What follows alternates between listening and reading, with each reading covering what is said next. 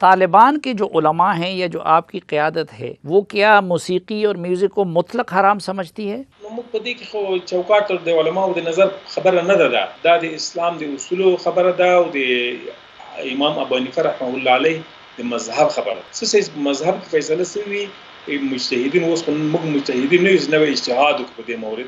ایک قیامت تک تسی ویکھتے رہو کہ امام حنیفہ نے کیا فرمایا اس مسئلے چ. بھئی تمہارا کام تھا تم یہ کہو کہ میں دیکھوں گا قرآن اور سنت میں کیا ہے. آپ نے پہلی بات کر کے امت کو توڑ دیا. اور یہ امت تو حضرت ابوبکر کے اوپر بھی نہیں جوڑ سکتی.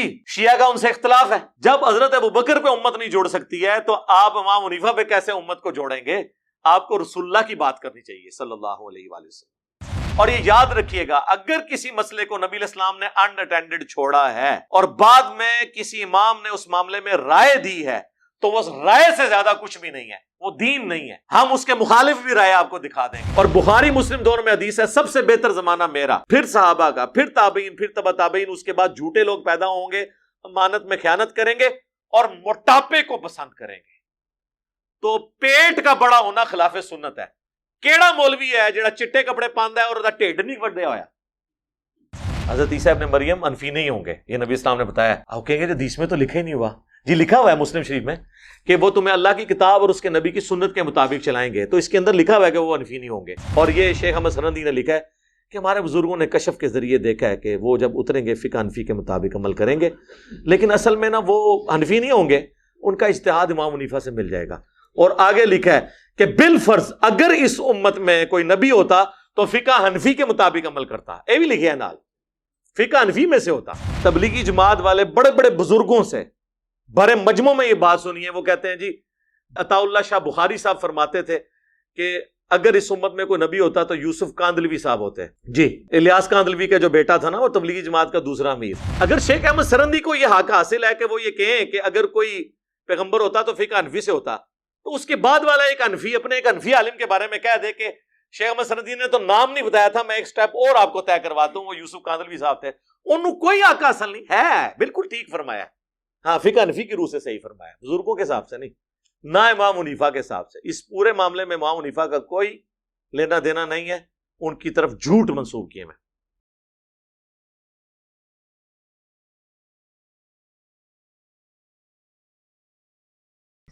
السلام علیکم ورحمۃ اللہ وبرکاتہ. لا حول ولا قوة الا باللہ، حسبنا اللہ ونعم الوکیل. یا حی یا قیوم برحمتک استغیث، لا الہ الا انت سبحانک انی کنت من الظالمین. اللہم صلی علی محمد وعلی آل محمد. اسلام کہتا ہے امر بالمعروف و نہی عن المنکر دونوں چیزیں، اور نہی عن المنکر پہ قرآن میں زیادہ زور ہے، احادیث میں زیادہ زور ہے. صحیح مسلم میں حدیث ہے برائی دیکھو ہو سکے تو ہاتھ سے نہیں روک سکتے تو زبان سے نہیں تو کم از کم دل میں تو برا جانو. لیکن کہا ذالک اضعف الایمان، یہ ایمان کا سب سے کمزور ترین درجہ ہے. تو سورہ فاتحہ میں آپ دیکھ لیں غیر المغضوب علیہم ولا الضالین کہہ کے اللہ نے جو نیگیٹو ٹریک پہ چلنے والے لوگ تھے ان سے بچنے کی بھی ترغیب دلائی ہے. آپ پہ ہوتا نا تبلیغی جماعت پہ یا اس طرح کی تھاٹس، میں تبلیغی جماعت سے بہت محبت رکھتا ہوں، لیکن میں آپ کو بتا رہا ہوں یہ ایک کمزوری والا پہلو ہے. تو آپ کی سورہ فاتحہ صراط الذین انعمت علیہم پہ ختم ہو جاتی، کیونکہ نیگیٹو پہلو تو آپ لوگ اجاگر نہیں کر سکتے. غیر المغضوب علیہم ولا الضالین یہ تو نیگیٹو پہلو ہے نا، کہ یا اللہ ان لوگوں کے رستے سے بچانا جن پہ تیرا غضب ہوا، جو مردود بارگاہ ہیں. وہ کہنے کہ یار کیوں ان لوگوں نے تسی برا کہہ رہے ہو، لوگوں نے بزرگ نے ہو. ہاں بزرگ نہیں تھے، عیسائیوں کے بزرگ نہیں تھے، یہودیوں کے بزرگ نہیں تھے وہ جن کو اللہ تعالیٰ نے کہا کہ یہ مغضوب علیہم اور ضالین ہے. تو لیکن اسلام تو یہی ہے. پھر آپ کو جو یہ پڑھ کے آئے سنا رہے ہوتے ہیں اپنی جماعتوں کی بنیاد کے لیے، کنتم خیر امۃ اخرجت للناس، تم سب سے بہترین امت ہو جو لوگوں کے نفع کے لیے نکالے گئے. آگے بھی پڑھو نا، تأمرون بالمعروف وتنہون عن المنکر، نیکی کا حکم دیتے اور برائی سے روکتے ہو. صرف خلفائے راشدین کی شان نہیں بیان کرنی، بنو امیہ کو بھی کنڈیم کرنا ہے. ورنہ تو خلفائے راشدین کی شان بیان کرنے کا فائدہ کیا ہے؟ جب تک آپ یہ نہیں بتائیں گے کہ ان سے جب لوگ ہٹے تو انہوں نے کیا بیڑا غرق کیا دین کا. دونوں پہلو بیان کرنے ہیں. توحید بیان کرنی ہے تو شیطان کے راستے کا بھی بتانا ہے کہ یہ برائی کا راستہ ہے. وَلَقَدْ بَعَثْنَا فِي كُلِّ أُمَّةٍ رَسُولًا أَنِ اعْبُدُوا اللَّهَ وَاجْتَنِبُوا الطَّاغُوتَ. ہم نے ہر رسول کو اس بنیادی دعوت کے ساتھ بھیجا، ہر امت میں ایک رسول کو، کہ تم نے عبادت کرنی ہے اللہ کی اور طاغوت کی نفی کرنی ہے. صرف عبادت اللہ کی کافی نہیں، طاغوت کی نفی جب تک نہ ہو. تو یہ سب کچھ ہے. دوسرا پہلو بیان کرنا ضروری ہے. تو سورہ فاتحہ میں اللہ تعالیٰ نے دوسرا پہلو بھی بیان کیا ہے. صرف میٹھی میٹھی باتیں کریں، ہر وقت مسائل، اختلافی مسائل پہ بات نہ کریں. اس لیے میرے بھائی سارے مسئلے اختلافی ہیں. آپ ایک مسئلہ بتائیں جس کے اوپر مسلمان متفق ہے. آپ کہیں گے نہیں بے شمار ہے. جی کیڑا ہے؟ قرآن پہ جی قرآن پہ متفق ہے صرف کتاب ہونے پہ. سورہ فاتحہ کو آدھے سے زیادہ مسلمان مانتے ہی نہیں ہیں. اس کے اندر جو عقیدہ ہے، تو قرآن کو ماننے کا کیا فائدہ اگر میں نے ایاک نعبد و ایاک نستعین کو ماننا ہی نہیں ہے؟ تو پھر کہاں سے مانا؟ قرآن بھی فارغ ہو گیا نا. ہو گیا. اللہ کو مانتے ہیں، جی اللہ کو تو مانتے ہیں، لیکن ساتھ کہتے ہیں بابوں کو بھی اللہ نے عطا کیا اللہ کے اذن سے، یہ بھی ہمارے مشکل کشا ہیں. تو اللہ کو کیا مانا؟ رسول کو مانتے ہیں، جی رسول کو مانتے ہیں اور کہتے ہیں رسول کا دین صرف 100 سال چلا ہے اور اماموں کا دین 1300 سال سے چل رہا ہے، وہ پرانا نہیں ہویا. تو جس کا دین پہلے 100 سال چلا ہے قیامت تک بھی اسی کا دین چلے گا. رہ گئے فقہی مسائل، تو میں نے کینگرو کا مسئلہ مجھے بتائیں کس امام نے بیان کیا ہے. تو پھر آپ سب لوگ میرے مقلد کیوں نہیں ہو جاتے؟ میں نے کینگرو کا مسئلہ حل کیا ہے، زرافے کا حل کیا ہے. زرافہ بھی بہیمت الانام میں آتا ہے، اس کا بھی کھر کٹا ہوا ہوتا ہے، وہ بھی مویشیوں میں آتا ہے. زرافہ حلال ہے. یہ میرے سے پہلے اگر امام حنیفہ، امام شافعی، امام بن حنبل، امام مالک نے کہیں بتایا تو بتائیں. یہ میں ساری باتیں کر رہا ہوں آپ کا دماغ کھولنے کے لیے، کو اپنی عزت کرانے کے لیے نہیں. نہ ہوئے کہ کلپ کٹ لے وچوں بڑا کے لینا دینا میرے بھائی. تسی لیندے ہو چندے اپنی ویڈیوز دے اگینسٹ، ننگی عورتاں دے ویڈیو اشتہار چلاندے ہو. میں تو کچھ بھی نہیں لے رہا. ہمارے تو آفیشیل چینل کی کمائی جو ہے 4 سے 5 ملین ہے مہینے کی، اگر ہم یہ حرام خوریاں شروع کرتے ہیں. آپ کی پوری زندگی کی کمائی ایک طرف ہے اور ہمارے ایک چینل کی کمائی ایک طرف ہے، 40-50 لاکھ روپے مہینے کا. تو ہمیں آپ کس چیز کی دھونس لگاتے ہیں؟ تو ہم تو بالکل ننگا کر کے آپ کی چیزیں بتائیں گے لوگوں کو کہ ہم اس کے بینیفیشری نہیں سسٹم کے. چونکہ اس سسٹم کے بینیفیشری نہیں ہے لہٰذا ہمیں کسی کی دھونس نہیں ہے. کہتے جی حضرت کے ٹخنوں کے برابر بھی نہیں ہے، اور حضرت کا نام کس طرح لے رہا ہے؟ اتنے بڑے عالم جن کی حرمین کے ائمہ ان کا احترام کرتے ہیں، ان کے استقبال میں کھڑے ہو جاتے ہیں، اس کا ایک انجینئر مذاق اڑا رہے ہو اتنے بڑے عالم کا. ہماری اوقات کیا تم ان کے ٹخنے کے برابر نہیں ہو. اور نیچے میں نے لوگوں کے کمنٹس دیکھے، سب اس کو اپریشیٹ کر رہے ہیں کہ لگے رہو ان مولویوں کو لگام دے کے رکھو. وہ صرف وہ ٹخنوں کے برابر آپ نہیں ہیں نا، آپ ان کے قدموں میں گرے ہوئے ہیں نا. ہم تو پاؤں کے ٹھڈے پہ رکھتے ہیں جو رسول اللہ کے مخالفین ہیں ان کو.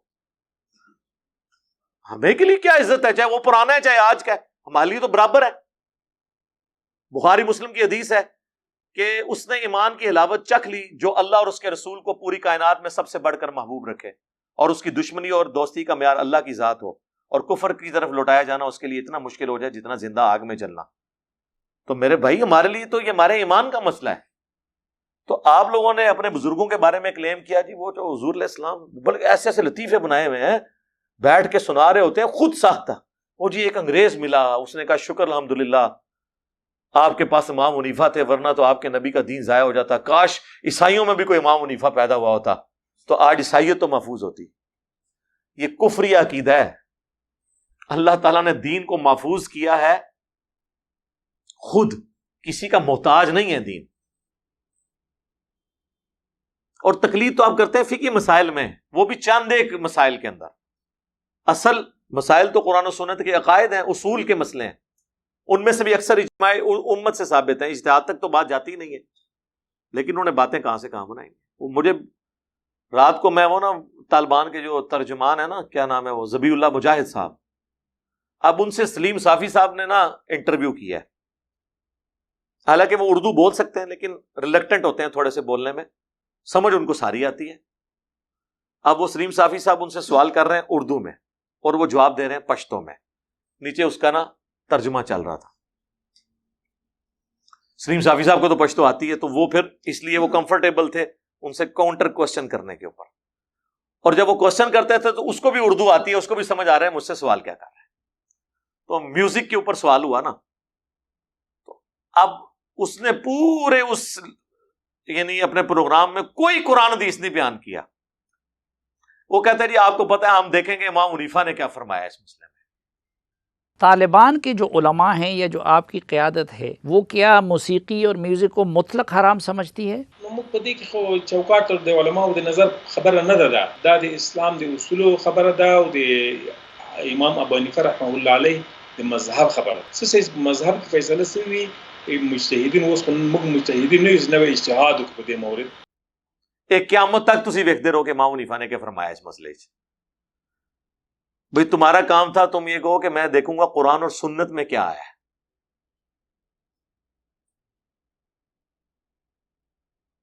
آپ نے پہلی بات کر کے امت کو توڑ دیا. اور یہ امت تو حضرت ابوبکر کے اوپر بھی نہیں جوڑ سکتی. شیعہ کا ان سے اختلاف ہے. جب حضرت ابوبکر پہ امت نہیں جوڑ سکتی ہے تو آپ امام حنیفہ پہ کیسے امت کو جوڑیں گے؟ آپ کو رسول اللہ کی بات کرنی چاہیے صلی اللہ علیہ وآلہ وسلم.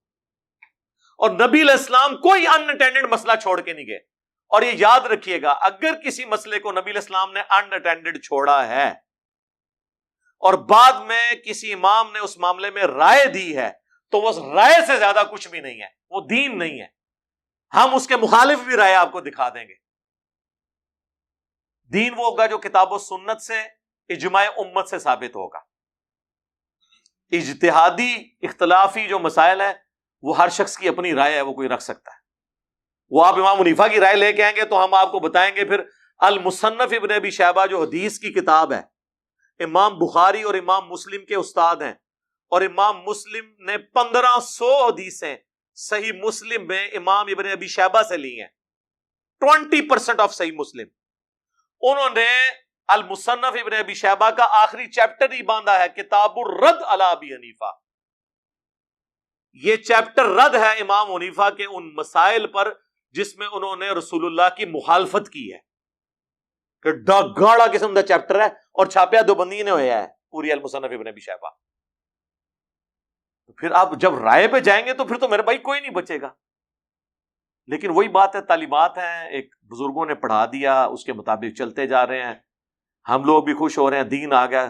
دین کوئی نہیں ہے. میری کل ویڈیو اپلوڈ ہوئی ہے نا, لوگ ہمیں کہہ رہے تھے جناب جی خلافت کے لیے کچھ کریں. جناب کیتا ہے, وہ کچھ کیتا ہے جو تواڈے پچھلے نے بھی نہیں کیتا نا تواڈے اگلے کرنگے. میں کھول دیتا ہے تواڈا خلافت دا کہ اینا ہوتے خلافت قائم کریے جو نماز نہیں پڑھتے, جو پاکستان کے شناختی کارڈ میں مسلمان ہیں اور قرآن کی روح سے وہ کافر ہیں. جی وَأَقِيمُوا الصَّلَاةَ وَلَا تَكُونُوا مِنَ الْمُشْرِكِينَ, نماز کو قائم رکھنا دیکھنا, مشرک نہ ہو جانا. سورہ روم آیت نمبر 31 اور صحیح مسلم 246 بندے کے کفر اور ایمان, شرک اور اسلام کے درمیان فرق نماز. لے آؤ ہاں کیڑا جے مسلمان. اور جامعہ ترمذی کی حدیث کہ ہم میں اور منافقین میں فرق نماز کا ہے, جس نے نماز کو ترک کیا نبی علیہ السلام نے فرمایا اس نے کفر کیا. اور جامعہ ترمذی میں عبداللہ بن شقیق تابعی کا قول کہ صحابہ اکرام تارک الصلاح کی تکفیر کرتے تھے. لے آؤ ہاں جی کیڑا مسلمان ہے, ان کی خلافت قائم کرنی ہے. ابھی یہ زبان کے چسکے اور یہ سارے معاملات چل رہے ہوتے ہیں. یہ ساری چیزیں اس وقت ہیں میرے بھائی جب ٹیٹم لیول کا دین. اب آپ دیکھ لیں ایسے لوگ جن کو خود دین کے معاملات کلیئر نہیں ہیں, انہوں نے کسی کے اوپر دین کیا امپلیمنٹ کرنا ہے. ہمارا دین امپلیمنٹ یہ ہوتا ہے کہ چٹے کپڑے پوا دو, سارے نو پگڑیاں پوا دو, ٹخنا دوتے شلوار کرا دو, عورتوں کو آپ برقع پہنا لیں, یہ دین ہو گیا. یہ دین کی ایک جز نہیں ہے, جز بھی نہیں ہے. لباس سنت کے مطابق, پیٹ منافقین والا. کتاب اللباس میں صرف آپ کے کپڑے نہیں آتے. نبی علیہ السلام نے کیا ہمیشہ سفید کپڑے پہنے ہیں؟ نہیں. صحیح مسلم میں آپ نے کالا جبہ پہنا ہے. آپ علیہ السلام سے ابو داؤد ترمذی میں آپ نے گرین کلر کے کپڑے پہنے ہیں. یہ مختلف کلرز کے کپڑے پہننا سنت ہے, اور ہمیشہ سفید کپڑے پہن کے رکھنا یہ سنت کوئی نہیں ہے. ورنہ تو حضور ہمیشہ سفید پہن کے رکھتے لاجیکلی. آپ سے تو سرخ کپڑے پہننا بھی ثابت ہے. اور کسی کو اگر سفید کپڑوں میں سب کچھ گھسا ہوا ہے تو ہم یہ پوچھتے ہیں کتاب اللباس میں صرف کپڑے تو نہیں آتے. بخاری مسلم میں کتاب اللباس جو چیپٹر ہے اس میں حضور کے گیٹ اپ پورا آتا ہے. شمائل ترمذی ایک پوری کتاب ہے جس میں حضور کے گیٹ اپ ہے, یعنی گیٹ اپ میں آپ کے بال کس طرح تھے, آپ کی داڑھی کس طرح تھی, یہ بھی کتاب اللباس ہے. داڑھی بھی کتاب اللباس ہے. پیٹ بھی کتاب اللباس میں آئے گا. اور بخاری مسلم دونوں میں حدیث ہے سب سے بہتر زمانہ میرا، پھر صحابہ کا، پھر تابعین، پھر تبع تابعین، اس کے بعد جھوٹے لوگ پیدا ہوں گے، امانت میں خیانت کریں گے اور موٹاپے کو پسند کریں گے. تو پیٹ کا بڑا ہونا خلاف سنت ہے. کیڑا مولوی ہے جڑا چٹے کپڑے پاندا ہے اور دا ٹھڈ نہیں وڈیا ہویا؟ تو چٹے کپڑے چ اپنا ٹھڈ چھپا کے کہہ رہا ہے میں سنت کے مطابق ہے. جدوں تک تیرا ٹھڈ نہیں سنت کے مطابق ہوتا، جب تک تیرا پیٹ ٹما سنت کے مطابق نہیں ہوتا تیرا، ادو تک تو سنت کے مطابق نہیں ہے.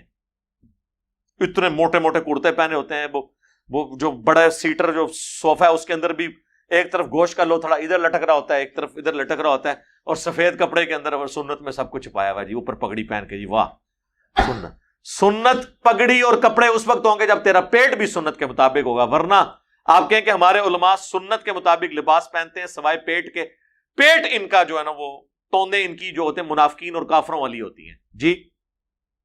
سورۃ المنافقون میں آپ دیکھ لیں، اللہ تعالیٰ نے کہا کہ آپ منافقین کے جسموں کو دیکھیں تو آپ کو تعجب میں ڈال دیں گے، موٹے موٹے تازے تازے. بنو امیہ والے پیٹ ہیں ان کے. ہاں جی، یہ دین نہیں ہے صرف میرے بھائی.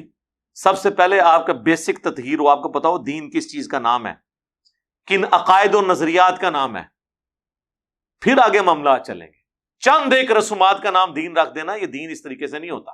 بخاری مسلم دونوں میں حدیث ہے، اللہ کی قسم عیسیٰ ابن مریم تم میں ضرور اتریں گے ایک عادل حکمران کی حیثیت سے، صلیب کو توڑ دیں گے، خنزیر کو قتل کر دیں گے، جزیہ موقوف کر دیں گے، ہر طرف امن ہوگا. اور صحیح مسلم میں الفاظ ہیں تمہاری اس وقت کیا شان ہوگی کہ جب امام تم میں سے ہوگا. اور وہ راوی حدیث کہتے ہیں کہ وہ تمہیں اللہ کی کتاب اور تمہارے نبی کی سنت کے مطابق چلائیں گے. حضرت عیسیٰ ابن مریم انفی نہیں ہوں گے، یہ نبی اسلام نے بتایا. آپ کہیں گے کہ حدیث میں تو لکھا ہی نہیں ہوا. جی لکھا ہوا ہے مسلم شریف میں کہ وہ تمہیں اللہ کی کتاب اور اس کے نبی کی سنت کے مطابق چلائیں گے. تو اس کے اندر لکھا ہوا ہے کہ وہ انفی نہیں ہوں گے، کیونکہ آپ کہتے ہیں تقلید واجب ہے تو امام ابو حنیفہ کا یا کسی اور امام کو انہیں مقلد ہونا چاہیے. وہ کہتے ہیں نہیں، وہ مقلد نہیں ہوں گے، اصل میں وہ خود مجتہد ہوں گے. پھر اس سے مسئلہ نہیں حل ہوتا. وہ پھر کون سے مجتہد ہوں گے، رفع الیدین کرنے والے یا بغیر رفع الیدین؟ نہیں کہتے ہیں وہ نہیں ہوگا. یہ کہ ان کا اجتہاد بھی امام حنیفہ سے مل جائے گا، وہ دین کو ویسے ہی سمجھیں گے جس طرح امام حنیفہ نے سمجھا. عیسیٰ ابن مریم نو کیڑی لوڑ ہے امام حنیفہ نو سمجھنے دی، جڑا اللہ دا پیغمبر ہے، روح اللہ ہے، وجیہن فی الدنیا والآخرہ ہے، جس کو خود وہ معجزے ملے جو ہمارے نبی کو بھی نہیں ملے ہوئے صلی اللہ علیہ وآلہ وسلم. بغیر باپ کے پیدا ہوئے ہیں، ہمارے نبی تو باپ کے ساتھ پیدا ہوئے ہیں. باقی آپ کوئی معجزہ بھی کھینچ تان کے ثابت کر دیں، یہ کیسے ثابت کریں گے؟ ہمارے نبی کو موت آ چکی، عیسیٰ ابن مریم ابھی تک زندہ ہے. اتنا بڑا معجزہ ہے، مردوں کو زندہ کیا. یہ حضرت عیسیٰ علیہ السلام کی خصوصیت ہے. تو بات یہ کہ ان کو امام حنیفہ کا اور یہ شیخ احمد سرندی نے لکھا ہے کہ ہمارے بزرگوں نے کشف کے ذریعے دیکھا ہے کہ وہ جب اتریں گے فقہ حنفی کے مطابق عمل کریں گے، لیکن اصل میں نا وہ حنفی نہیں ہوں گے، ان کا اجتہاد امام حنیفہ سے مل جائے گا. اور آگے لکھا ہے کہ بالفرض اگر اس امت میں کوئی نبی ہوتا تو فقہ حنفی کے مطابق عمل کرتا. یہ بھی لکھا ہے نال، فقہ حنفی میں سے ہوتا. وہ جو حضور نے فرمایا تھا نا اگر کوئی نبی ہوتا تو عمر ہوتا، وہ تو تھا حدیث میں. یہ حدیث کو تو مانتے نہیں نا یہ ترمذی کی. وہ کہتے ہیں ان کے بعد ان کو چھوڑ دیں. تبلیغی جماعت والے بڑے بڑے بزرگوں سے بڑے مجموع میں یہ بات سنی ہے. وہ کہتے ہیں جی بزرگ عطا اللہ شاہ بخاری صاحب فرماتے تھے کہ اگر اس امت میں کوئی نبی ہوتا تو یوسف کاندلوی صاحب ہوتے. جی الیاس کاندلوی کا جو بیٹا تھا نا وہ تبلیغی جماعت کا دوسرا امیر. اگلے دن ایک کرنل صاحب آئے، وہ رائے ونڈ کے ساتھ بھی اٹیچ ہیں، کئی سالوں سے تبلیغی جماعت. کہتے ہیں میں کانپ اٹھا، میں جماعت میں نکلا ہوا تھا، میں باہر نکل کے پھر میں نے کمرے میں آ کے میں نے کہا باہر تو نکلنے سی اتنی کھلونا چاہیے تھا سی. کہتے نہیں وہ بہت بڑے حضرت آئے ہوئے تھے رائے ونڈ سے، تو وہ تقریر کر رہے تھے. میں نے کہا یار کتنے بے شرم لوگ ہیں، یہ بات کرتے ہیں، ان کو شرم بھی نہیں آتی یہ بات کرتے ہوئے، ان کی زبانوں کو لگام دینے والا بھی کوئی نہیں. پھر میں نے کہا ظاہر ہے کہ جب پچھلوں نے یار تھوڑا بہت چسکا لگایا ہے بوتل میں سے تو بعد والوں کو بھی تو ہے نا. اگر شیخ احمد سرندی کو یہ حق حاصل ہے کہ وہ یہ کہیں کہ اگر کوئی پیغمبر ہوتا تو فقہ حنفی سے ہوتا، تو اس کے بعد والا ایک حنفی اپنے ایک حنفی عالم کے بارے میں کہہ دے کہ شیخ احمد سرندی نے تو نام نہیں بتایا تھا، میں ایک سٹیپ اور آپ کو طے کرواتا ہوں، وہ یوسف کاندلوی صاحب تھے. انہوں کوئی حق حاصل نہیں ہے. بالکل ٹھیک فرمایا. ہاں فقہ حنفی کی روح سے صحیح فرمایا، بزرگوں کے حساب سے نہیں، نہ امام حنیفہ کے حساب سے. اس پورے معاملے میں امام حنیفہ کا کوئی لینا دینا نہیں ہے. ان کی طرف جھوٹ منسوب کیے میں. اللہم انی اسألک بأنک انت اللہ لا الہ الا انت الاحد الصمد الذی لم یلد ولم یولد ولم یکن له کفوا احد وإلہکم الہ واحد لا الہ الا هو الرحمن الرحیم الف لام میم اللہ لا الہ الا هو الحی القیوم اللہم صلی علی محمد وعلی آل محمد ربنا آتنا فی الدنیا حسنہ وفی الآخرة حسنہ وقنا عذاب النار ربنا آتنا من لدنک رحمہ وہیئ لنا من امرنا رشدا لا الہ الا انت سبحانک انی کنت من الظالمین ربنا هب لنا من ازواجنا وذرياتنا قرة اعین وجعلنا للمتقین اماما اللهم اغفر لحينا وميتنا وشاهدنا وغائبنا وصغيرنا وكبيرنا وذكرنا وأنثانا اللهم من أحييته منا فأحيه على الإسلام ومن توفيته منا فتوفه على الإيمان. اے اللہ ہمارے ماں باپ کی، ہمارے بھی بچوں کی، پوری امت کی تمام دینی، دنیاوی، جسمانی، روحانی، ظاہری، باطنی پریشانیاں، تکلیف، مصیبتیں، دکھ، بیماریاں، دشواریاں دور فرما. اے اللہ ہمارے ملک پاکستان کی خیر فرما، پورے عالم اسلام کی خیر فرما، اندرونی اور بیرونی خطرات سے محفوظ فرما. اے اللہ پاکستان میں، انڈیا میں، افغانستان میں، فلسطین میں، کشمیر میں، چائنا میں، عراق میں، شام میں، جہاں جہاں مسلمان پس رہے ہیں، اے اللہ مشکل زندگی گزار رہے ہیں، اے اللہ غیب سے ان کی مدد فرما. حاضرین کے دلوں میں جو جو نیک اور جائز دعائیں ہیں قبول فرما. حاضرین کے جو بھی چھوٹے بڑے رشتہ دار فوت ہو چکے، اے اللہ ان کی مغفرت فرما. اے اللہ ہمارے ماں باپ کی اور پوری امت کی، ہمارے بیوی بچوں کی تمام دلی جائز دعاؤں کو اپنی بارگاہ میں قبول و منظور فرما. اے اللہ جن جن بھلائیوں کا سوال تیرے محبوب علیہ السلام نے کیا، ہم تمام مسلمانوں کے حق میں ان چیزوں کو قبول و منظور فرما، اور جن جن چیزوں کے شر سے تیرے محبوب علیہ السلام نے تیری پناہ طلب کی، ہم تمام مسلمانوں کو ان چیزوں کے شر سے اپنی پناہ عطا فرما. سبحان ربک رب العزت عما یصفون وسلام علی المرسلین والحمد للہ رب العالمین وصلی اللہ علی النبی الکریم وعلی آلہ واصحابہ اجمعین الی یوم الدین.